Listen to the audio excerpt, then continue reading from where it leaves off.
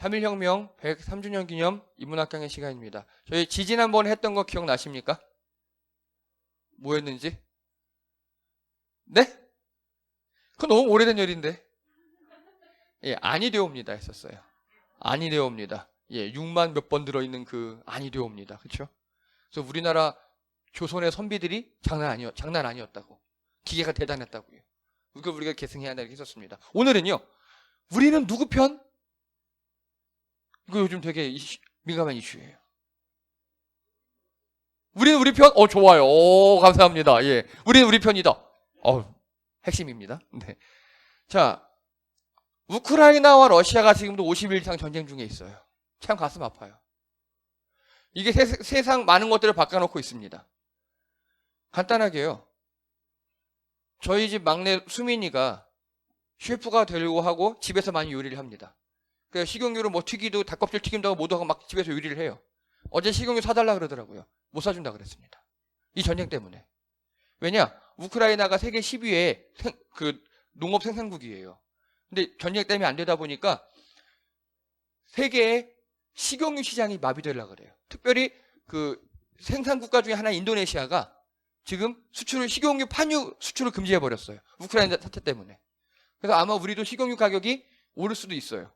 근데 우리나라 사람들 같은 경우는 워낙 사재기 안 하니, 왜냐면 우리 편의점 가면 있고, 쿠팡, 이런 거 시키면 다 오니까. 우리나라는 그런 사재기가 없지만, 코로나 초창기만 해도 미국에서도 휴지가 동이 났었고요. 그런 게 지금 전 세계에 있었어요. 지금 이게 전쟁 하나 때문에 전 세계가 다 달라집니다. 그럼 여기서 우리는 어떻게 해야 되는가? 오늘 그 이야기예요. 자, 우크라이나, 러시아에 대해서 최근 1주 동안 뉴스량이 약 8,700건이에요. 예. 그런데 지난 목요일이 장애인의 날이었어요. 최근 1주 동안 뉴스량이 7,400건이에요. 이해가 되십니까? 다른 말로 하면요. 등록 장애인이 우리나라가 260만이에요. 인구 5% 이상이 5천만이니까.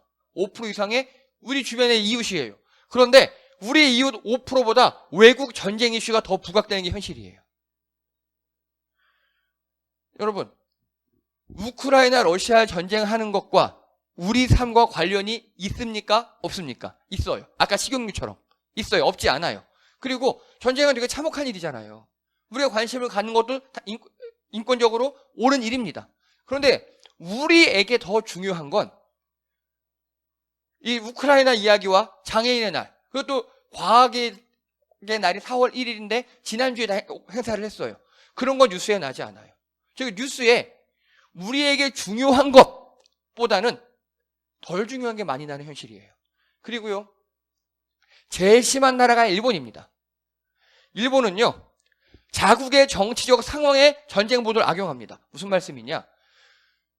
우크라이나 러시아 전쟁이 터지자마자 일본은 모든 정규 뉴스를 중단하고 속보 체제로, 마치 우리나라의 올림픽이라든가 아니면 우리나라에 어떤 큰 참사가 일어났을 때 소식을 전하는 것처럼, 지난번 산불이라든지 아니면 세월호 사건이 그렇게 참사가 일어났을 때 뉴스들이 전하는 것처럼 일본에서 전하고 있어요. 그래서 그런지 일본 일반 군인 중에 우크라이나로 의용군으로 떠난 사람이 몇백 명이나 돼요. 되게 많은 거예요, 이거. 정규군 말고 의용군으로. 그게 뉴스의 영향이에요. 일본은 왜 이렇게 하느냐? 일본은 뭐라 그러느냐? 봐라. 러시아가 우크라이나를 침공했지 않느냐? 중국이 대만을 침공할 거다. 이거 일본 피셜이에요. 근거 없어요. 침공할 거다. 그래서 우리는 핵무장을 해야 돼. 이게 포인트예요. 자위대가 아니라 자위군을 만들어야 되고 우리는 핵무장을 해야 돼. 이게 일본의 포인트예요. 즉 남의 나라, 지금 저 멀리에서 참상이 벌어지고 있는데 일본은 그거를 자신의 이익을 위해서 활용하고 있다고요. 쓰레기 같은 나라죠. 그런데 우리나라도 그러고 있어요. 약간은. 일본보다 심하진 않지만 이 보도 행태를 보십시오. 되게 극단적인 보도를 많이 하고요. 그리고 여러분, 미리 정확히 말씀드립니다만 지금 러시아가 어떤 인권 침해를 저질렀다, 우크라이나가 어떤 걸 저질렀다 믿지 마십시오. 나중에 사실을 밝혀주면 믿으세요. 우리 전쟁 초기에 젤렌스키 우크라이나 대통령이 도망가지 않고 군복 입고 군인들이 시찰하면서 막 그랬다가 사진 떴잖아요. 그거 가짜였어요. 그거 3년 전 사진이었어요. 그때 초창기에. 그런 식으로 지금, 왜냐하면 현대전쟁은요, 옛날처럼 총칼로만 하지 않아요. SNS로도 하고, 프로파간다라고 그러죠? 선전전도 하고, 드론도 왔다 갔다 그리고, 인공위성도 쓰고 그래서 달라요.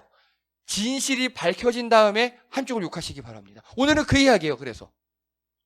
자, 우리나라 언론이 완전 삽질을, 아주 개같은 짓을 벌였습니다. KBS가.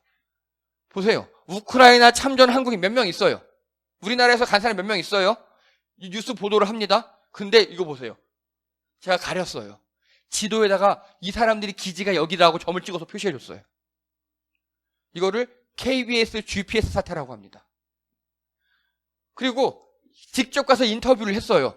이 위에 사진이 인터뷰 사진이에요. 얼굴은 모자이크 처리했죠. 근데 뒤에 배경 보세요. 액자, 뭐 커튼, 요 의자 이거 보이죠?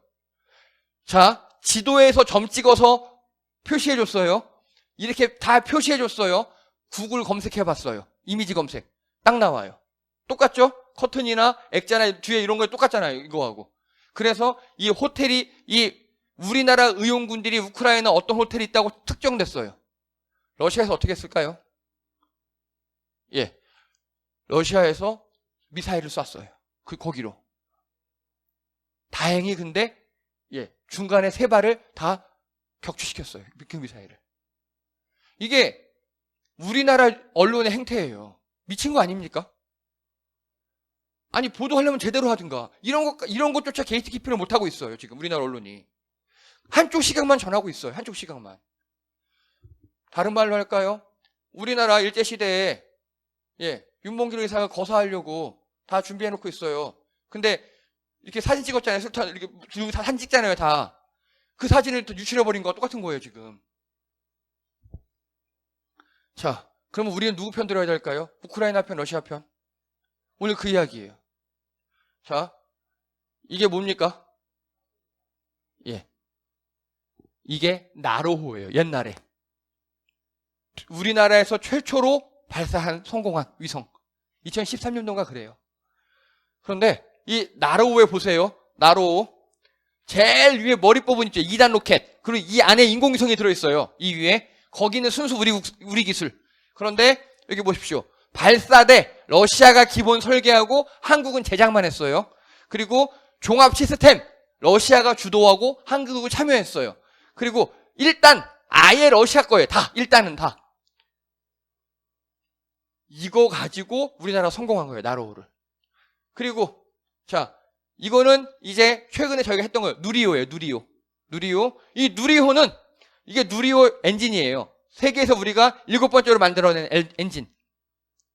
이 엔진을 우리가 독자 개발했어요. 괄호 열고 러시아 거 보고. 그러니까 러시아가 우리에게 기술은 주지 않았어요. 기술은 안 줬는데 어쨌든 엔진을 팔았잖아요. 그 엔진 팔고 사진을 저 멀리서 한 100만 장 찍은 거예요. 막 또 100만 장 찍은 거예요. 그 사진 보고 참고한 거죠. 자, 즉 누리호 엔진은 누가 만들었어요? 우리나라 독자 기술로. 괄호 열고 러시아 거 참고해서. 러시아는 기술은 주지 않았어요. 이게 우리나라 로켓 기술이에요. 그러면 우리나라 로켓 기술은 어디서 왔습니까? 러시아산이라고 할 수 있어요. 예, 러시아에서 왔어요. 우리나라 로켓 기술이. 왜냐? 미국은 절대 안 팔았거든요, 우리에게. 기술 전수도 아니에요. 팔아만 달라 그래서 한 개만. 돈 내고 사올게? 그것도 싫다 그랬어요, 미국은. 근데 러시아는 팔았어요, 우리한테. 자, 로켓만 놓고 보면 우리는 누구 편 들어야 돼요? 러시아 편 들어야 돼요. 자, 노동미사일, 대포동미사일, 북극성 1호, 스커드 미사일, 북한 미사일이죠. 얘네도 미친놈들이에요, 진짜. 그 누구도 북한에게 기술을 공식적으로 준 적 없어요. 근데 이렇게 다 개발해냈어요. 이걸 CIA가 밝혀냈어요. 이거 보십시오. 북한 ICBM 엔진은 우크라이나에서 갖고 왔더라 라고 뉴욕타임즈에서 보도합니다. 자, 그럼 간단하게 북한의 이 미사일 기술은 어디서 왔어요? 우크라이나. 그럼 북한은 누구 편 들어야 돼요? 이상하죠. 이상하죠. 그렇죠? 희한해요. 그리고 우리나라에 러시아산 무기가 엄청나게 많아요. 그리고 또 우리나라에 그 산불 났을 때 뿌리는 소방헬기 있죠. 대부분 러시아산이에요. 왜냐하면 러시아가 우리가 빚지고 그런 걸로 갚았거든요. 무기나 이런 걸로. 우리나라에 항공모함 있어요, 없어요? 경항모 설계해서 제작하고 있어요. 그것도 옛날에 러시아가 우리나라에 깡통 항모를 팔았어요. 확실치는 않지만, 공개되진 않았지만 당연히 그거 참고했겠죠. 예, 그런 식이에요. 자, 러시아에서 로켓 기술 어쨌든 받은 우리나라, 그리고 우크라이나에서 미사일 같은 거 기술 받은 북한. 근데 지금 거꾸로죠. 또요. 예, 아조우 연대 두 얼굴, 마리우폴 수호자냐 신나치 세력이냐. 혹시 아조우 연대 들어보셨나요? 아니면 아조푸. 러시아식 발음은 아조푸예요. 고르바초프 이렇게 푸. 이거를 우크라이나식 발음은 아조우 이렇게 읽어요. 아조푸가 아니라 똑같은 거예요. 이 이야기 들어보셨습니까 혹시? 이게 그 아조우 연대의 마크예요. 부대예요. 우크라이나 부대. 근데 보세요. 부대 모양이 뭐처럼 생겼습니까 지금? 나치 모양은 되게 비슷하죠. 나치 모양은 되게 비슷해요. 아예 이거 보세요. 아조우 연대는 나치 이 문양 깃발을 같이 걸고 있어요. 이런 식으로. 그리고 지금 말고 아까 이쪽 돈바스 지역 있지 않습니까? 우크라이나의 동부 지역, 러시아와 우크라이나 끼인 지역. 거기에서 이 아조우 연대가 뭘 했느냐? 인종 청소를 했어요. 나치주의자랑 똑같이 인종 청소를 하고, 그리고 수많은 생매장과 성폭행, 강간 등등등 저질렀어요. 아조우 연대가. 그래서 이 사람 유럽에서 이 아조우 연대는 지금 네오나치를 통해요. 아조푸는 러시아 발음, 아조우는 우크라이나식 발음. 그런데 이 아조우 연대가 지금 우크라이나 편에 원래는 민병대였어요. 근데 우크라이나에서 이들을 우리 정규군 임명해버렸어요. 자, 이거 보세요. 중국이 우리나라를 침략했다고 가정할게요. 가정이에요. 하자, 우리나라에 있는 친일 매국노들이 전범기를 들고 반중투쟁을 하는 거예요. 전범기 있잖아요. 우리 정말 알레르기 일으키는 그 전범기. 그걸 들고 반중투쟁을 합니다. 이에 중국이, 중국도 옛날에 일본한테 많이 당했잖아요. 저거 봐. 한국 내에 저렇게 전범 세력이 남아있어. 우리 그래서 니네 쳐들어가는 거야. 얘네만 청소하고 우리 빠질게. 라고 명분될 수 있겠죠. 지금 푸틴이 그렇게 명분되고 있어요. 니네 우크라이나 안에 옛날 나치 잔존 세력이 남아있어.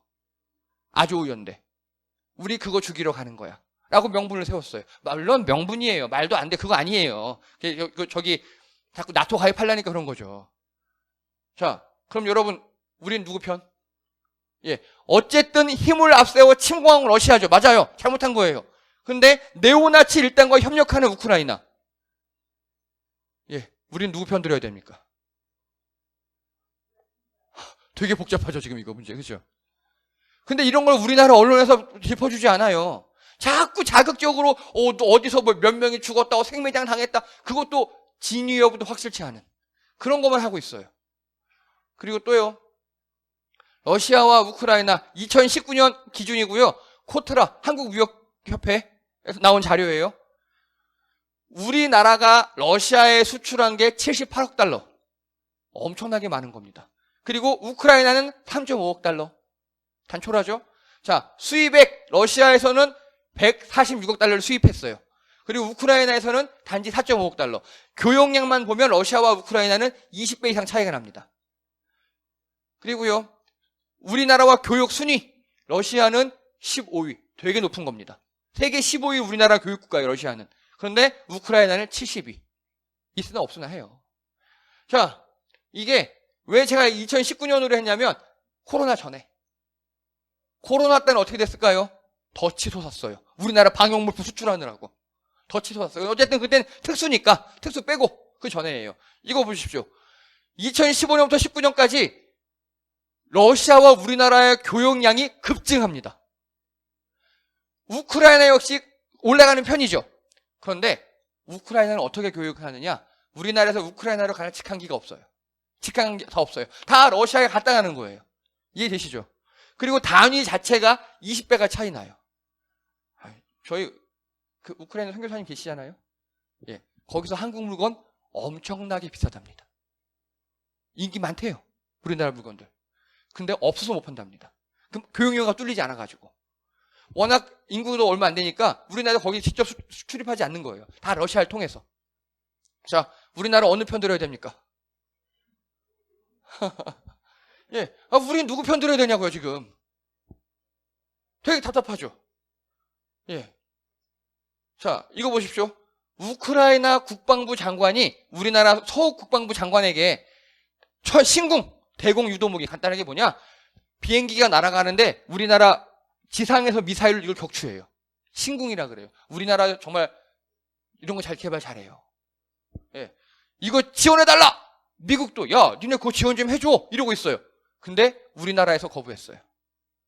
왜요? 러시아와의 관계가 있으니까. 근데 미국도 나쁜 새끼들이에요. 왜냐? 세계 최고의 방산국가가 어느 나라입니까? 미국이죠. 지들 거 아니에요. 우리 보고 해주래요. 왜요? 지들이 지들 무기 보급해줬다가서 직접 전투에 했다가는 러시아와 전면전 벌어질 것 같으니까. 지들도 러시아랑 이게 껄끄러워요. 물론 전면전 하면 이기겠죠. 근데 러시아 핵무기 있잖아요. 최소한 미국 도시 몇 개는, 러시아가 다 망할 때 미국 도시 몇 개는 없어질 거라고요. 그게 전면전이 싫은 거예요. 미국이 간단하게 내가 1장인데 2장, 3장하고 싸우려니까 힘든 거예요. 뭔가 나도 한 칼 맞을 것 같으니까. 그렇다고 우리나라한테 야, 니네가 좀 해줘 이러고 있는 거예요. 미쳤습니까? 예. 자, 그러면요. 더 이상 단순한 진영 논리로 외교는 불가합니다. 우리가 무조건 미국 편 들어야 됩니까? 아니에요. 미국의 이익과 우리의 이익이 다를 수 있어요. 이번 우크라이나 전쟁의 대표적인 사례입니다. 여러분, 러시아는 우리하고 국경을 맞대고 있어요. 그렇죠? 북한하고 국경을 맞대고 있죠. 그리고 러시아는 우리나라하고 지금 가스관 연결을 추진하고 있어요. 그리고 지금 북한 통일 말고, 통일은 제 생각에 100년은 걸려요. 한다 그래도. 안 돼도 괜찮아요. 그냥 북한하고 우리나라랑 자유왕래 있죠. 그것만 해도 우리는 러시아를 통해서 유럽과 전 세계로 거의 아메리카 대륙 빼놓고 전 세계를 갈 수 있어요. 그만큼 우리에게 중요한 나라예요. 왜? 옆에 있는 나라니까. 옆에 있는 나라니까 중요한 나라예요. 근데 미국은요, 태평양 건너편에 있죠. 야, 니네가 해 임마! 이러고 있는 거예요, 우리한테. 그거 하면 안 되죠. 큰일 나죠. 그래서 더 이상 단순한 진영 논리 있죠. 예, 미국 좋은 편, 러시아, 중국 나쁜 편. 이게 아니에요. 침공했으니까 러시아 나쁜 편, 당했으니까 우크라이나 약자 니네 좋은 편. 아니에요. 이제는 되게 복잡해요. 그리고 그때마다 우리가 어떤 처신해야 될 것인가, 이거는 이제 굉장히 차가운 이성으로 해야 돼요. 당연히 우크라이나와 러시아 전쟁도 참혹하고 가슴 아픈 일이에요. 사람이 죽어가고 있고요. 특히 아이들과 여성들에겐 제일 힘든 게 전쟁이에요. 너무 가슴 아파서 빨리 끝났으면 좋겠어요. 하지만 우리의 입장이 있잖아요. 우리의 입장. 그 가슴 아픈 것과, 그래서 우리가 인도적으로 지원하고, 그래서 그들 도와주고 병원하고 뭐 구호물자 보내주고, 그건 적극적으로 하시는 거 좋아요. 하지만 그것과 또 그렇다고 우리나라가 여기에 들어가서 한쪽 편을 들었다? 예를 들어서 러시아 편을 들었다. 그러면요, 우크라이나에 있는 우리 교민들 어떻게 해요? 그 선교사님들 어떻게 해요? 물론 지금 다 철수는 했어요. 하지만 앞으로 우리나라 우크라이나의 관계는 어때요? 필요하거든요. 거기 농업생산국이니까. 러시아에도 마찬가지고요. 그래서 이제는요, 이런 거에 있어서 한쪽에 몰빵하면 절대로 안 돼요. 진영 논리라 그래요, 이거를. 무조건 미국 편, 미국 좋은 놈, 미국 편, 미국의 하늘로 다 따라가. 이게 바보 병신입니다. 이대로 하면 우린 망해요. 근데 지금까지 우리는 그래 왔어요. 미국이 우리의 동맹이니까, 미국이 우리의 원조니까, 미국이 하자는 대로 하자. 절대로 안 됩니다. 절대로 안 됩니다. 미국의 이익과 우리의 이익은 달라요, 이제. 그리고요, 다원화 복잡해진 이 세계에서 우리의 이익을 추구해야 합니다. 그래서 새로 나오는 게요, 여러분 옛날에 제3세계라고 들어보셨습니까? 예, 냉전 시절에 민주진영도 아니고 공산진영도 아니고 우린 양쪽에 낄 수 없어 하고 자기들만의 독자적인 세력을 했죠. 요즘에는요, 제4세계라는 게 나왔어요. 옛날에 냉전에는 간단하게 미국, 소련이었잖아요. 근데 이제는 미국 대 기타거든요. 미국 대 기타예요. 특히 미국이 제일 싫어하는 게 중국, 러시아예요. 둘이 또 오묘하게 맞아 들어가요. 그럼 질문합니다. 유럽은 어느 편 들까요? 안 들어요. 편 안 들어요. 왜냐? 중국하고 미국도 많이 떨어져 있죠. 근데 중국하고 유럽은요, 같은 대륙이에요. 그리고 유럽에서 뭘 만들잖아요? 어디다 갖다 팔아야 돼요? 중국에 갖다 팔아야 돼요. 어떻게 할 수가 없어요. 그래서 지금 우리나라는요, 그런 제4세계들하고 그때그때 연대해야 돼요. 그때그때. 건에 따라서. 이 건은 어디랑 이렇게 해서 하고, 또 이렇게 뭐가 발생했어? 여기랑 하고. 예를 들어서 우주 개발합니다. 그럼 우리 어디 편 들어야 돼요? 미국, 러시아 편 들어야 돼요. 세계 1, 2위니까. 근데 인권 문제로 접근해요. 그럼 어느 편 들어야 돼요? 약자 편 들어야겠죠. 그렇게. 또 경제 문제예요. 그러면요. 우리에게서 이익이 되는데 들어야겠죠. 이렇게 건별로 다른 우리의 입장을 견지하고 그에 따라 말을 내는 그런 외교가 필요합니다. 그런데 제가 왜 이렇게 말씀드리냐? 우리 언론을 보세요. 어떻냐? 간단하게 러시아 무조건 나쁜 놈, 우크라이나 무조건 피해자. 아니라고요. 우크라이나에도 보면은 네오나치 일당이 있고요. 걔네들이 오히려 더 큰 문제를 일으켰고요. 그리고 러시아도 지금 문제가 많아요. 그래서 뉴스를 볼 때 니네 이렇게 알아라! 라고 전달하는 게 되게 많아요. 거기에 속아 넘어가시면 안 됩니다. 판단을 잘 하셔야 돼요. 그리고 그렇게 각 사안별로 우리의 이익과 입장을 대변할 대표를 뽑아야 합니다. 또 지방선거 있죠? 예, 지방선거 또 있어요. 그러면은요, 이쪽 당 나쁜 당 안 돼. 이쪽 당 좋은 당 무조건 그렇게 하시면 안 돼요. 그 후보가 이 지역에서 우리에게 시장이, 도지사가, 구의원이, 시의원이 뭘 어떻게 하는지가 중요합니다. 건별로 따로 판단하셔야 돼요. 이거를 언론이 잘 개념 정리해주면 제일 편한데 우리나라 언론이 그렇게 할 리가 없죠. 그래서 이제 우리가 똑똑해져야 됩니다. 우리는 누구 편이냐? 결론은 아까 말씀드리려고 했는데 정현 집사님 먼저 말씀하셨어요. 우리는 누구 편이죠? 우리는 우리 편이어야 돼요. 우리 입장이 있어야 돼. 이제는 우리 입장으로 우리의 이익에 따라 판단하시고 그렇게 하는 지도자를 잘 뽑으시기 바랍니다. 예, 이상입니다. 수고하셨습니다.